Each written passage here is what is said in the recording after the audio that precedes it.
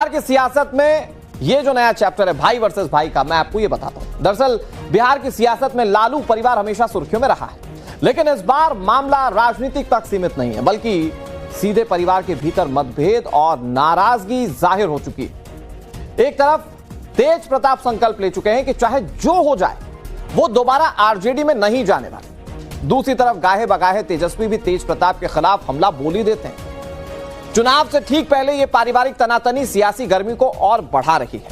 लेकिन सवाल यह है कि क्या यादव कुनबे में भाई वर्सेस भाई की लड़ाई बीजेपी को 2025 की सत्ता का गिफ्ट दे देगी?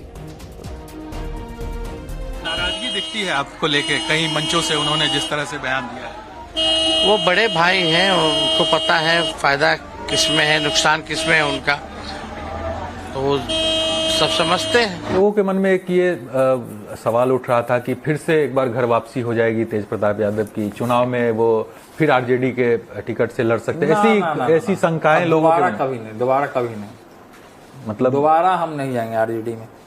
दोबारा आरजेडी में नहीं जाएंगे ना, कभी नहीं। आपने तय कर लिया? एकदम तय कर लिया, हमने संकल्प ले लिया, भगवान के सामने संकल्प ले लिया।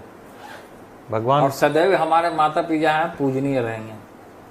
मतलब आरजेडी का स्थान अलग है, पार्टी पॉलिटिक्स अलग है। मतलब आरजेडी से कोई रिश्ता अब तेज प्रताप यादव का नहीं? कोई रिश्ता कभी नहीं रखना है आरजेडी से। पार्टी में आंतरिक कलह और संजय यादव को लेकर भी तेज प्रताप ने सीधे तौर पर तेजस्वी यादव पर आरोप लगाया, लेकिन इस मामले में तेजस्वी कुछ भी बोलने से बचते हुए नजर आए। देखिए, तेजस्वी का है, ये लोग नकल कर रहे हैं। मेरा विजन है, हम बोलते हैं, वो तो बोलते ही नहीं, नकल करते हैं सिर्फ, क्योंकि विजनलेस लोग हैं, उनके पास कोई विजन नहीं है। और आप देखिएगा, कुछ दिन पहले ही हमने जो अमीनों पे जो लाठी चार्ज हुआ, उन लोगों से हम मिले, पता चला वो भी सरकार जो है करने को तैयार हो गई। लेकिन ये सरकार में बैठे कौन लोग हैं? कल ही देखिए पत्रकार को जो है पीटा गया, अति पिछड़ा समाज से मलाज समाज से आते हैं, और सड़क को लेके सवाल पूछ रहा था, उसको माँ बहन की मंत्री ने जीवेश मिश्रा ने गालियां दी, उसकी पिटाई की। तो आप समझ जाइए, जब शासन में लोग ऐसे लोग बैठे हैं, गुंडा प्रकृति के लोग, और जीवेश मिश्रा ऐसा है मोदी जी का चहेता मंत्री, जो नकली दवा चोरी के अब गिल्टी जो है कोर्ट ने, राजस्थान की कोर्ट ने माना है। तो आप समझ सकते हैं इन लोगों से बिहार सुधरने वाला नहीं है। तेजस्वी यादव भी कह रहे हैं यात्रा में घूम रहे हैं तो कलम बांट रहे हैं। कलम बांटना और फेंकने में जमीन आसमान का फर्क है। कलम को फेंका नहीं जाता, उसको सर से लगाया जाता है। और वो बांट तो हम तेजस्वी जी कलम लेकर फेंक रहे थे, ऐसे फेंकना नहीं चाहिए कभी भी। कलम को सर से लगाना चाहिए। पता नहीं कौन उनके दिमाग में ये सब बात देता है। दे रहे हैं बड़ा भाई के नाते। तो जयचंद लोग देता है ना, वही जयचंदवा जो बैठा था कुर्सिया पे आगे रथ में, वही ये सब करता है तमाशा। नाम नहीं लेते हैं आप, लेकिन तो उसका नाम काहे के ले लेना है हमको? हम नाम नहीं लेते हैं, नहीं तो मुर्दा जिंदा हो जाएगा। उसका नाम नहीं लेना चाहिए। क्या नाम लेना है उसका? मुख्यमंत्री पद को लेकर भी तेजस्वी यादव और तेज प्रताप यादव आमने सामने दिखे। एक तरफ तेजस्वी यादव साफ तौर पर कह रहे हैं कि सीएम फेस को लेकर कोई कंफ्यूजन नहीं, लेकिन दूसरी तरफ तेज प्रताप यादव कह रहे हैं कि मुख्यमंत्री तो जनता तय करेगी।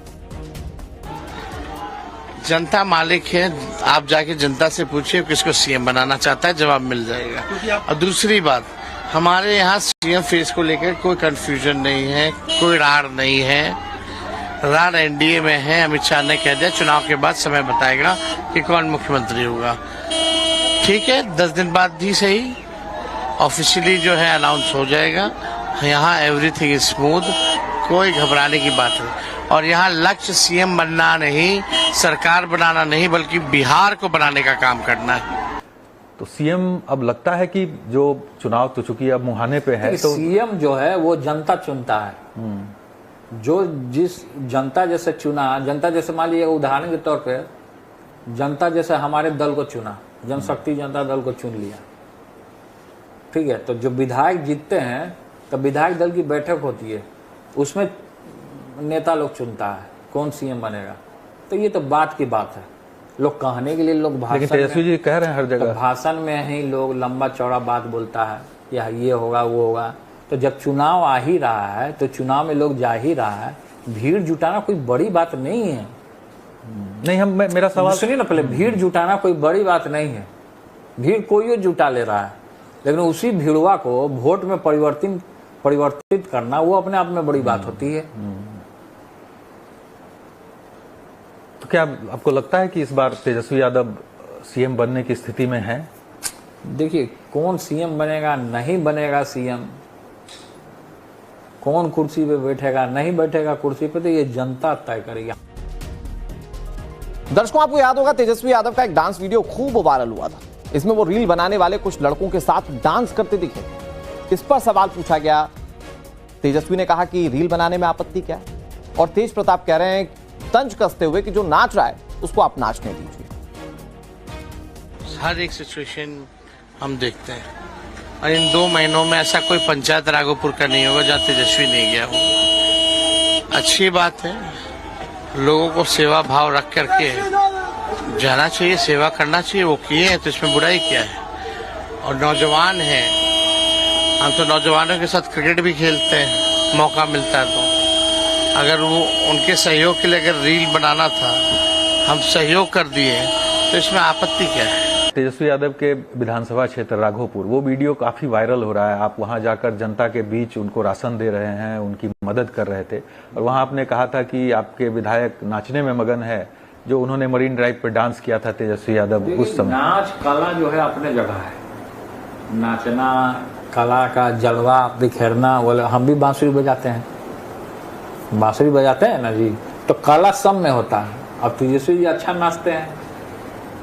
तो बच्चे लोग जब रील बना रहे थे उसमें वो डांस कर रहे थे, तो हम बोले जो नाच रहा है उसको नाचने दे। नाचते नाचते भाषण दे रहा है लोग। जनता के बीच रहना चाहिए, जनता के बीच रहना चाहिए। जनता के बीच में रहना ही चाहिए आदमी को। ज्यादा से ज्यादा डाउन टू अर्थ रहिए, जनता का दुख समस्या सुनिए, जनता जैसे कर रहा है वैसे कीजिए।